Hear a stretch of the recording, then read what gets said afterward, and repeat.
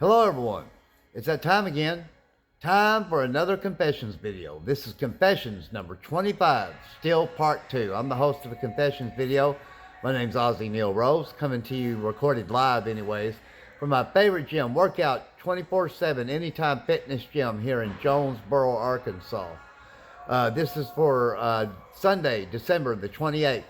And I wanted to wish everybody a happy new year before we get into this confessions video, because by the time I do the next one, next Sunday, we'll be into the start of the new year. So I wanted to get that out of the way and wish everybody a happy and blessed new year, and a prosperous one at that. And I hope everyone has had a great Merry Christmas. I did as well. But anyways, as y'all know, I call it confessions video because I'm telling about my life story. As everyone knows, I used to suffer from mental problems, but I don't any longer.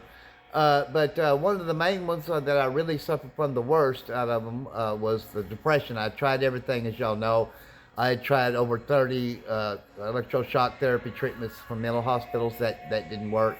I tried every antidepressant made. It didn't work. I tried therapy for about 25 years. That didn't work. Nothing worked. And as y'all know, what did work was getting in shape and doing the strutting thing, which strutting is dancing all over Jonesboro, Arkansas, while I'm walking about 4 miles an hour doing dance moves. So I call it strutting. But anyways, to give you an example, back in 2010, I had a new therapist, and she put me on a new antidepressant to go along with the other antidepressants I was on that still wasn't helping me. Just keeping me kind of zonked here and there. But it was called Abilify. And one of the rare reactions to that is amnesia. And that's what I had. And what happened was, since I was on other antidepressants and stayed kind of groggy here and there, my mom didn't think nothing. She didn't even know I was on a new antidepressant to go along with the other ones that I was taking. But she knew something was up.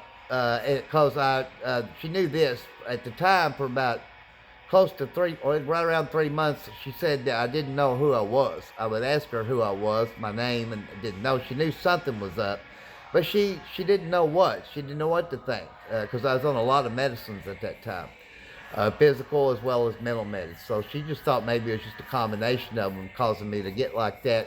She said I acted fine. It just didn't know really who I was. But this is when she knew she had to check my medicine bag. Like I said, I had amnesia for about 3 months.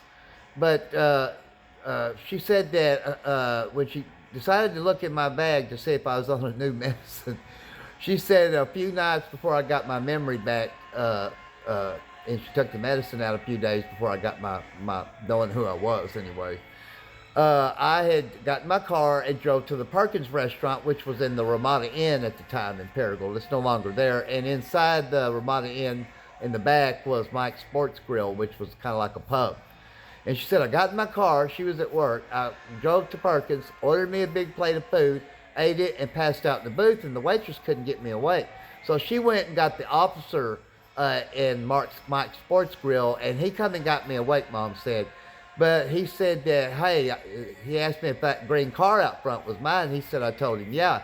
He goes, well, come on, I'll give you a ride home. I don't want you driving home. And my mom said he like to never got out of me. My actual physical address was in Paragould. She said that I would tell him I know where I live at, but I just don't know. I just don't know it. But I finally was able to give it to him. And when he got me home, my mom was home from work at that time. And he asked my mom, does he have a drinking or a drug problem? And my mother said, no. She goes, he don't fool with drugs or alcohol. She goes, he takes a lot of meds, prescription meds, yeah. But that he's prescribed by doctors. He said, oh, okay. And he explained everything and told her what happened. She thanked the officer for bringing me home. And she said that night is when she got my medicine bag and found the new medicine of Abilify. And then a few days later, then I knew who I was. But she said I'd had amnesia over 3 months, but she said I acted fine, pretty much. But during that time, I had accidentally, while I was on the Abilify, I had accidentally overdosed on my medicines. And I was taking a lot of physical meds, like for high blood pressure, cholesterol, you name it. And plus I was taking counting that, 3 different antidepressants. But she said it was accidental overdoses. She said I did that 3 times. And she knew I wasn't trying to kill myself like I had in the past, back in the 90s, So she knew it wasn't that.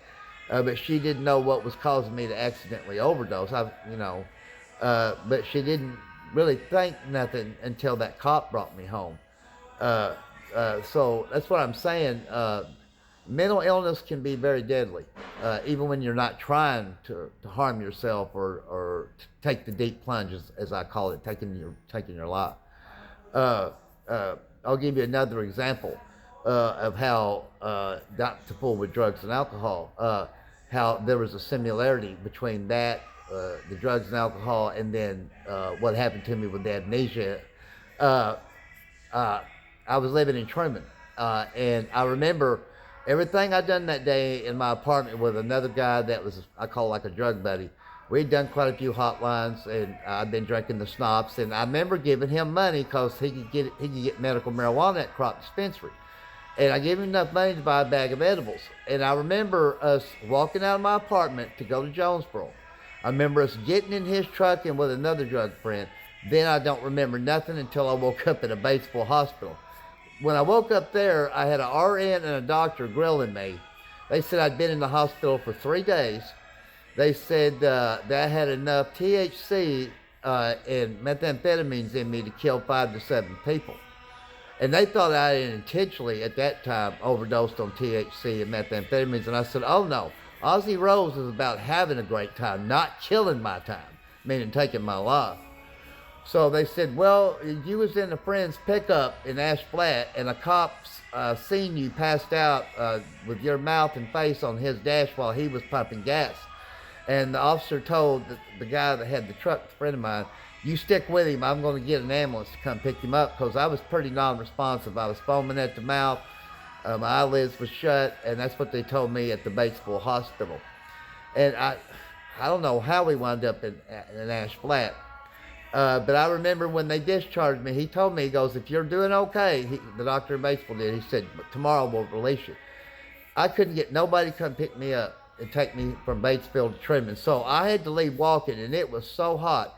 I walked nearly 9 miles before I finally got a ride to take me the rest of the way to Truman. So that's why I say there were some similarities there. I didn't try to intentionally overdose on the THC and the meth, but I had. Like I didn't intentionally try to overdose with when I was on the Abilify with all my other meds at the time. That's what I mean by there were some similarities. I overdosed then when I was on the Abilify when I wasn't trying to and didn't know what I was doing. And then I'd accidentally overdosed on THC and meth and wasn't trying to. So that's what I'm saying. You can try not to do things and they can happen. As y'all know, I'm an alcoholic and I'm a drug addict, but I have no desire to want to use. I still stay clean and sober, and staying busy is what works for me, and staying happy and focused. And I'm very happy, man. I'm a very blessed man, and I'm very humble. But not to say that I can't ever suffer from mental problems again. And if I do, you can well bet your behind I'm going to talk about it to my therapist, and I'm going to do exactly what she instructs me to do. So that's what I'm saying. It's like this, in today's time, that's why if I had access to a TV, which I don't, but if I did, I wouldn't watch the local news because it's so sad anymore. We live in a sad world anymore. I know most people know me around here as Mr. Positivity. I guess I'm a lot of that. But there's sometimes I get a little sad, but I don't get in that gutter sad because I know better. I just leave it to the good Lord. And sometimes I get angry, but I don't get violently angry like I used to. So I'm truly humbled and blessed. I guess nobody's ever problem free. I'm not. I have new problems that hit me every now and then, every day. But I tackle them, and what I can't tackle, I'll let the Lord tackle it. Well, this is going to wrap it up for this confessions video. And like I said, I hope everyone has a blessed, happy New Year. So long, everybody.